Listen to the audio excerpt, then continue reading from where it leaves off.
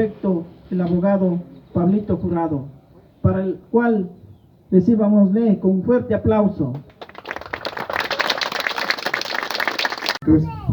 El cual nosotros vamos a tener que levantar todo este asfaltado y el empedrado y haremos la excavación propia para la vía. Está previsto que se ejecute en 180 días si es que tenemos buenas condiciones. Caso contrario, pues se alargará un poco más, pero procuraremos nosotros exigir como fiscalización que se cumplan los plazos. Tiene un costo de $2.580.000, que es un costo inicial, pero sabemos que aparecerán rubros nuevos que igualmente tenemos que ejecutarlos como gobierno provincial. No vamos a olvidar que fue una Semana Santa donde la autoridad y nosotros nos reunimos para saber de que la obra es una realidad. Muchas gracias.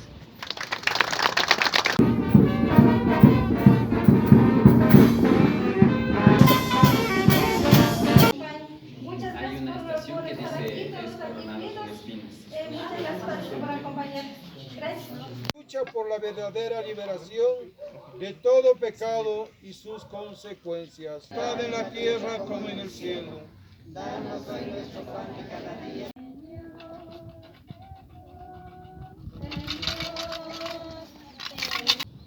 La madre que no puede más con su miseria. Cerca está de mí los caídos de Jerusalén.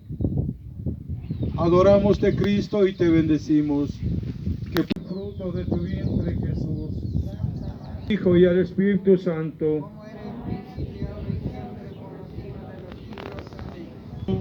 por tu postre, por tercera, de venerar tu cuerpo santo en el cuerpo y en todo ser humano.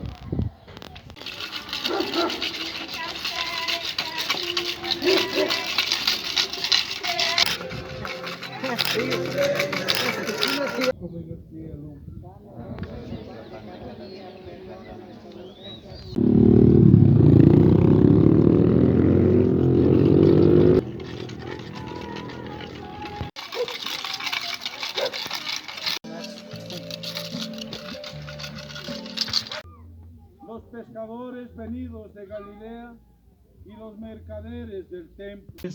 Y bendito es el fruto de tu vientre, Jesús. Santa María, Madre de Dios.